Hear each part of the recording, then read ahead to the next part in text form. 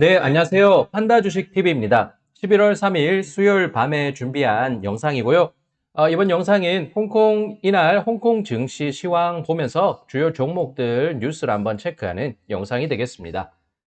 네, 우선 항생 지수는 이날 0.3% 하락, 국유기업 지수가 0.08% 소폭의 하락, 레드칩 지수는 0.53% 하락을 하면서 홍콩의 주요 3대 지수는 약세로 장을 마친 걸 볼 수가 있습니다. 그리고 항생지수의 일별 흐름을 표로 한번 붙여본 것인데요. 여기서 특징적인 것은 항생지수가 지난주에 이어서 이번 주 연속해서 부진한 모습 보이고 있습니다. 이렇게 보게 되면 7거래일 연속해서 이 항생지수는 하락세에 나타내고 있습니다. 네, 그런 부분을 체크하시면 좋겠고요.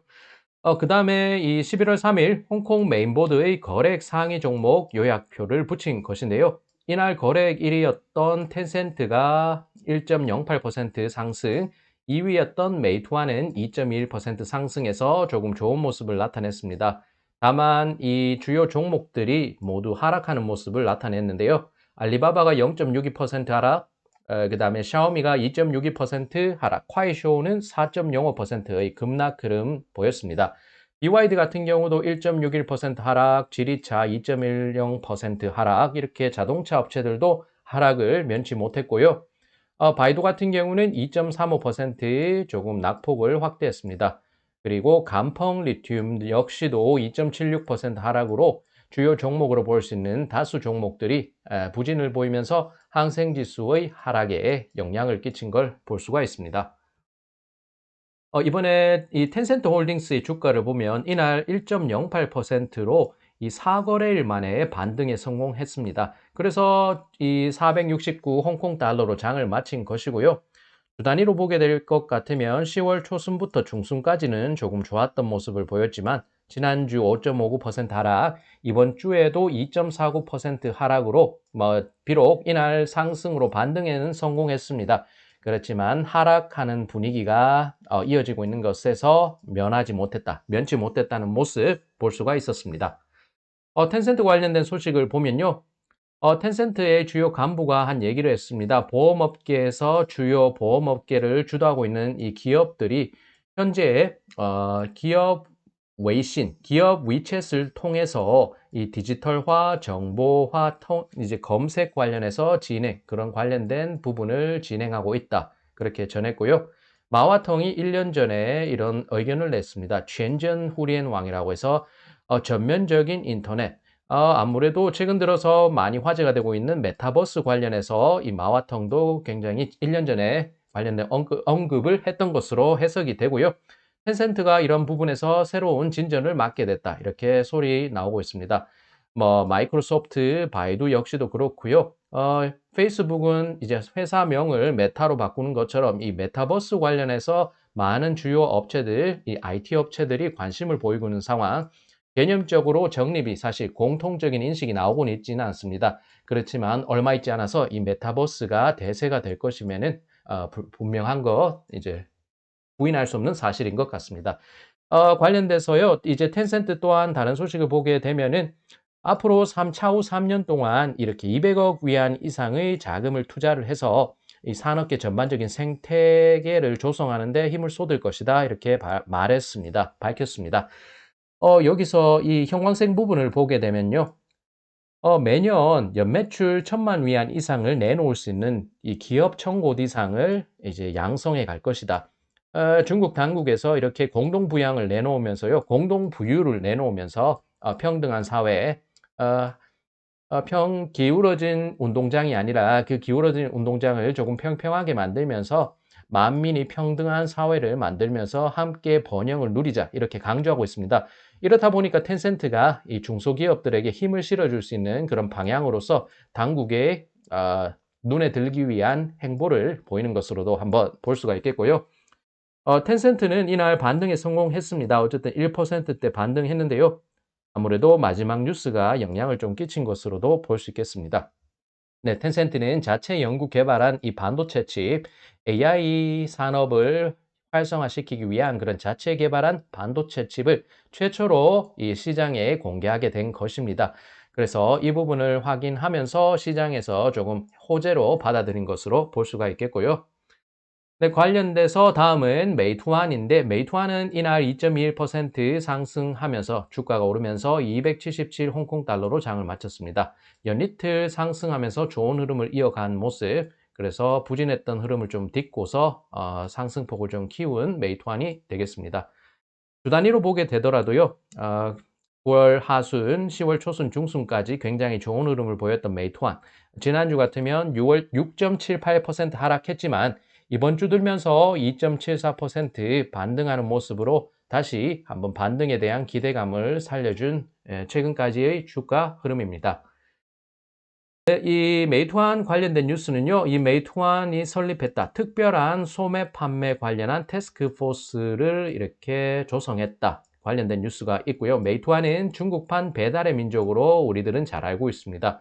메이투안의 전략이라는 것이 음식 플러스 플랫폼 이렇게 기존 사업, 비즈니스 모델을 유지했는데 이제 그런 거기에서 업그레이드를 해서 소매 판매 플러스 과학기술 이렇게 전략적인 방향성을 최초로 한번 소개를 해주면서 태스크포스 TF팀을 조성했다고 소개하고 있습니다.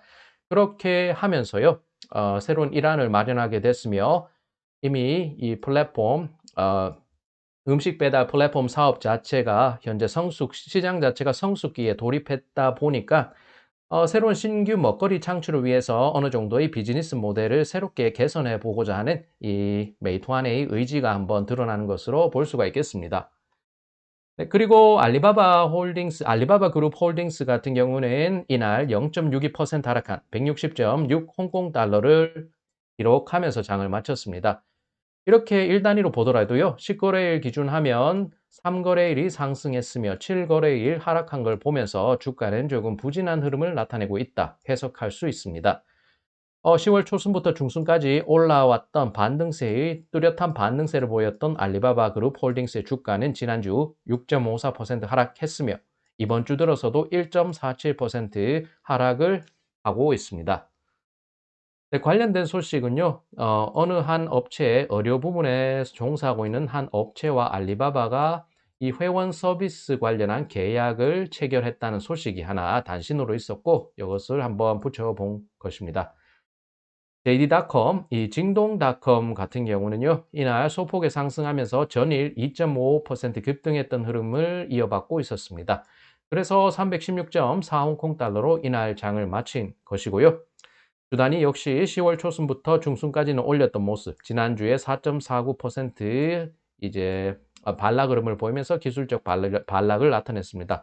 다시 반등을 나타내고 있지만 힘은 강하지 않는 모습, 그래도 어쨌든 반등으로 기대감을 높이고 있는 이 징동닷컴이 되겠습니다. 징동 같은 경우는요, 노안동 싱동, 따뜻한 겨울을 위한 행동 개시, 가정에서 필요한 물품을 준비할 수 있게 이 오프라인 매점에 있어서 체험하는 그런 상점에 전면적으로 이 물량을 보급해 주는 것에 힘을 쏟아주겠다, 힘을 빌려줄 것이다. 그렇게 소개하고 있습니다. 이 소비자들이 원스톱 서비스를 통해서 물건, 뭐 쌀도 될 것이고요. 그 다음에 식용유, 그 다음에 신선한 야채나 아니면 해산물, 그 다음에 유아를 위한 상품, 가정을 깨끗하게 하는 그런 청소용품들, 건강용품, 헬스케어 용품, 방역 제품 등 여러 가지 생활 필수품을 제공해 주는데 편리를 제공할 수 있도록 징동이 조금 힘을 모아줄 것이다. 그런 내용이 있었고요. 역시 중국은 11월 11일 광군절 이렇게 소개하면서 박앤세일 시즌을 맞게 됩니다. 그래서 첫째 날 징동이 단시간으로 봤을 때 쇼지, 휴대폰 가전제품 판매 규모가요. 지난해 같은 기간 대비했을 때 10배 이상 늘었다고 이렇게 소개하고 있으면서 이번 연도 한번 기대감을 높이게 하고 있다 소개하고 있습니다. 그 다음에 역시도 슈앙시라고 해서 11월 11일 광군절 관련한 소식인데 징동이 이 11월 11일 대박앤 세일 시즌에서 뭔가 문을 활짝 열면서 기대감을 높이고 있다. 새로운 신기록을 경신하고 있다. 새로운 신기록을 창출해내고 있다. 스촨 지역에서 이 구매력으로 봤을 때는 전국 중국 전역에서 5위를 기록했다. 뭐 광동, 장쑤성, 베이징, 상하이, 스촨 등 해서요. 이렇게 주요 도시 성 단위로 해서 소개를 하고 있는 모습 나와 있습니다. 그다음에 바이두 소식을 보면 바이두는 이날 2.35% 급락한 흐름, 158.1 홍콩 달러로 조금 부진했습니다. 주 단위로 보더라도 다른 플랫폼 업체들과 마찬가지로요. 10월 초순 중순은 조금 올리는 모습 보여서 기대감을 높였는데 지난주 같은 경우 8.78% 낙폭을 확대해서 상당히 부진했습니다. 그리고 이번 주 들어서도 주가가 조금 낙폭을 키우면서 2.41% 하락을 기록 중인 바이두가 되겠습니다. 네, 바이두 뉴스 같은 경우는요, 전일 제가 이제 커뮤니티를 통해서 전달은 드렸지만 한 번 더 보게 되면요. 바이두 뭐 차량 제조 관련해서 전면적인 개방이 월이 이제 힘을 받고 있다. 뭐 그렇게 해석을 할 수 있을 것 같고요. 소프트웨어가 매주 이제 교체하면서 갱신을 하면서 내놓을 수 있다. 그래서 연말 기준 했을 때 고속도로나 도시에서 레벨 2 수준의 그런 자율주행 시행을 한번 실현해 볼 수 있을 것이다. 그렇게 소개하고 있습니다. 그 다음 소식은 로롱이라는 한 예전에 전 탈 에듀케이션에서 근무를 했던 이 임원이 바이두의 CFO로 합류하게 된 소식이 있었습니다. 그래서 한 번 더 참고하시면 좋겠고요. 바이두의 부사장인 마제라는 사람은 이 메타버스 실현하는 데 있어서 기술적인 부분에서 뭐 세 가지의 관문을 통과할 필요가 있다. 뭐 그런 식으로 메타버스 관련한 언급이 또 나왔다는 부분. 바이두의 이 차량 제조 관련한 최근의 진전된 상황 소식. 지두 자동차가 시뮬레이션 카가 이미 동적 테스트, 동적 측량 그런 단계에 돌입했다는 소식, 어제 커뮤니티 메시지를 통해서 한번 전달드렸던 소식 한번 빠르게 체크하면서 넘어가 보겠습니다. 네, 여기까지 판다 주식 팁이었습니다. 홍콩 이날 주요 시장 시황과 함께 주요 종목들의 뉴스 한번 체크하면서 주가를 빠르게 한번 살펴본 영상이었습니다. 네, 영상이 유익하셨다면 구독과 좋아요 부탁드리고요. 네, 오늘도 시청 감사드립니다. 네, 저는 또 다음 영상을 잘 준비해서 다음 영상에서 찾아뵙겠습니다.